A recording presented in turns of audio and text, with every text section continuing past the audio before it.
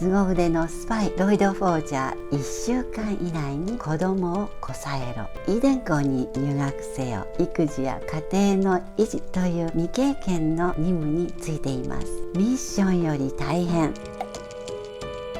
皆さんこんにちは、ミステリーマープルです。今日は人生にかける夢ボリューム2です。前回に引き続きスパイファミリーロイド編です。ネタバレ注意。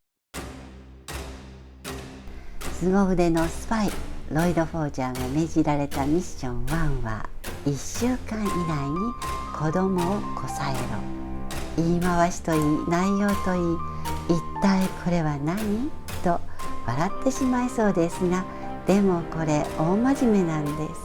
極秘任務オペレーションストリクス、東国オスタニアと西国ウェスタリスの平和を脅かす危険人物ドノバン・デズモンドを探る作戦。デズモンドは用心深く、姿を見せるのは息子が通うイーデン校懇親会だけ。ロイドをイーデン校生の父親として会に潜入させるため、子供を作ることがミッションということだったのです。ロイドは近所の孤児院で娘アーニャをこさえてクリアしました。ロイド・フォージャー偽りの父はどんな人でしょう。身長187センチ、体重70から90キロ、超イケメン。表の顔は優秀な精神科医、実は西国ウェスタリスの敏腕スパイ。並外れた観察眼、記憶力、運動能力、100の顔を持つ変装能力でどんなミッションも成功させる。心のない冷徹な人間に見えて動物には優しい。この容姿端麗さにファンが多く、スリーピーススーツを着たロイド、眼福。アーニャ、眼福でも気にしない。眼福や姿に惚れ惚れとコメントも。我が家の危機は世界の危機。今度の休日出かけるぞ。こんなロイド、幼き日は両親と平和に暮らし、友達と戦争ごっこ、父親との些細な衝突はあっても感情豊かで可愛らしい印象の子でした。子供たちの間では参謀と呼ばれ、戦略を練るのが得意。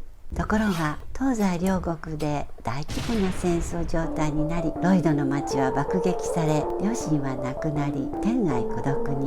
数年後、軍隊に入り、戦場で銃で撃ち殺す日々を送るうち、無機質な目に変わり果てたそう。スパイとして転属。でも繊細孤児として泣いて暮らした子供の頃を思い出し、子供の泣かない世界を作ろうと心の奥に秘めているロイドなのです。平和を守るためスパイ活動では非常に徹するロイドですが、現在は育児や家庭の維持という未経験の任務についています。ロイドは育児書をたくさん集め、ミッションより大変と本の山を眺めます。予測の立たない育児はキャリアウーマンほど手こずると聞いたことがあります。スパイファミリーでも偽りの父ロイドを大好きなアーニャが楽しく振り回します。ここでロイドとアーニャの面白いエピソードを3つ。1つ目、アーニャが普通の教育を受けていないので、ロイドはこのミッションには不向き、孤児院に返そうかふと思った途端、アーニャは心を読み、捨てないでと叫びます。近くの大人に子供を捨てるなんてとロイドは非難の目でじろじろ見られて。2つ目、ロイド、相手を知ることが外交でも和平の第一歩。アーニャのこともよく知っておこう。その心の声をまた読んで、アーニャをよく知ると平和になるって父そう思ってるとアーニャ。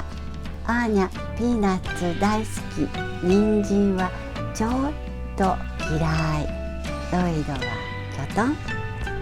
3つ目は2人の初対面のシーン。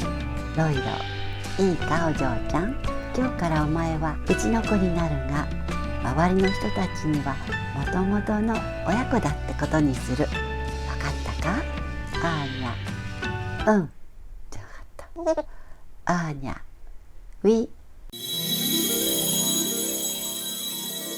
アーニャ、これについてはノーコメント。ロイド、俺のことはお父様と呼ぶように。アーニャはここで初めて父と呼びます。ご近所さんに、あらかわいいお嬢さんね、こんにちは、ロイド。今日越してきたフォージャーです。アーニャ、ずっと前から父の子供のアーニャです。ロイド、いらんこと言うな。面白いでしょ。さて次のミッションはイーデン校に入学せよ。イーデン校は国内トップの教育機関。一次試験は高度の筆記試験で、アーニャには難関です。元友人情報やフランキーが入試問題を入手し、アーニャは丸暗記ギリギリの点数で突破しました。ほっと安心したのもつかの間、二次試験は親子三者面接との通知です。すぐに母役をこさえる必要に迫られます。一時フランキーが代役を考えましたが、結果はご覧の通り。アーニャ、この母やだ。急なことで町の仕立て屋で出会った女性、夜を妻に迎えることに。次回ボリューム3では夜さん登場。お楽しみに。アーニャこれ好き。その時夜はなんと涙。付録レビュー。今日は D スクエアードのビッグスクエアバッグ。初のブランドブックで、カバーは藤井カレンさん。D スクの創業者はカナダ出身の双子の兄弟。拠点はミラノのラグジュアリーブランド。シャープなシルエットとポップなグラフィックで、愛用者はネイマール選手から明石家さんまさんまで。さてバッグ、ファスナー付きの大きめ内ポケットがガバッと入るのに小物の仕分けもしやすいです。開口部にはマグネットボタン。物をたくさん入れても中が見えないのは嬉しいポイント。内ポケットにはレザー調のブランドロゴ。男女兼用なのでハンドルの長さは調整できます。マチもたっぷりで、衣類や靴まで入る大容量。1人分の一泊旅行にちょうど良さそう。洗練されたスタイリッシュなデザインなので、様々なシーンで使えそうです。これが本の付録についてるの？すごいわね。